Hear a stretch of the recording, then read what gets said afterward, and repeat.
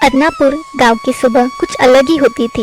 न तेज शोर, न धुएं से भरी सड़कों की हलचल, सिर्फ पंछियों की चहचहाट, मंदिर की घंटियों की मधुर ध्वनि और खेतों से आती ताजगी भरी मिट्टी की खुशबू।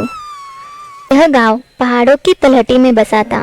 चारों तरफ फैले हरे भरे खेत, बीचों बीच बहती एक छोटी सी नदी। उसी गांव में रहते थे अरुण नामक एक अनुभवी और बुद्धिमान किसान। उनका जीवन पूरी तरह से मिट्टी, मेहनत और सच्चाई से जुड़ा था। उन्होंने वर्ष दर वर्ष ईमानदारी से खेती की और अपने श्रम से अद्भुत फसलें उगाई, न केवल अन्न की बल्कि सम्मान और विश्वास की भी। जैसे जैसे उनकी उम्र बढ़ने लगी, उनके मन में एक चिंता घर करने लगी।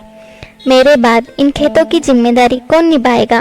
क्या कोई ऐसा है जो सिर्फ जमीन नहीं, मेरे मूल्यों को भी संभाल सके? क्योंकि उनकी कोई अपनी संतान नहीं थी, उन्होंने एक असाधारण निर्णय लिया। उन्होंने गांव के सभी युवाओं को एक साथ आमंत्रित किया और एक एक करके सभी को एक बीज प्रदान किया। बड़ी ही गंभीरता और विनम्रता से उन्होंने कहा, इन बीजों को अपने अपने घर ले जाओ, इन्हें अपने हृदय की तरह सहेजो, पानी दो, देखभाल करो। 6 महीने बाद जब तुम लौटोगे तो जिसके पास सबसे सुंदर पौधा होगा, मैं अपनी ज़मीन और अपने विचार उसी को सौंप दूंगा। युवाओं में उत्साह था।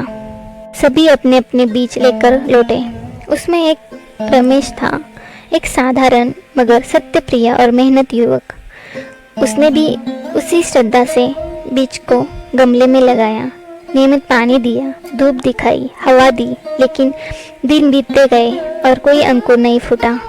उसका मन खिन्न था, किंतु उसने अपने प्रयासों में कमी नहीं आनी। समय आया जब सभी युवक अपने पौधों के साथ चौपाल में एकत्र हुए। कोई रंग बिरंगी फूलों वाला पौधा लेकर आया तो किसी के पास चमचमाते हरे पत्तों से भला गमला था। भीड़ वाहवाही कर रही थी, प्रशंसा हो रही थी और रमेश वह सिर्फ एक खाली गमला लेकर आया। उसमें मिट्टी थी पर पौधा नहीं। लोग हंसे, फुसफुसाए, इतने दिनों में कुछ तो उगा देते या कम से कम बीज बदल ही देते। लेकिन रमेश की आंखों में कोई पछतावा नहीं था। वह चुपचाप खड़ा रहा। अरुण बाबा ने सबके पौधे देखे, फिर अंत में रमेश के पास आए। वे कुछ पल शांत रहे और फिर मुस्कुराए। मेरे प्यारे बच्चों, उन्होंने कहा, यह कोई सामान्य परीक्षा नहीं थी। जो बीज मैंने तुम सबको दिए थे वह पहले ही उबाल लिए गए थे। वो कभी अंकुरित हो ही नहीं सकते थे और इसका कारण था, मैं सच्चाई की परीक्षा लेना चाहता था, ना कि बागवानी की।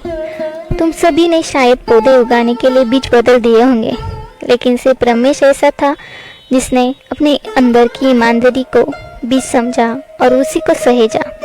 यह सुनकर सभी युवक चकित रह गए। जहाँ बाकी युवक सिर झुकाए खड़े थे, रमेश का सिर ऊंचा था और उसका गमला भी अब खाली नहीं था बल्कि ईमानदारी से भरा था। अरुण बाबा ने उसी क्षण रमेश के हाथ में अपने खेत, घर और सपनों की चाबी सौंप दी। अब ये सब तेरा है बेटा, क्योंकि तू ही मेरी असली फसल है।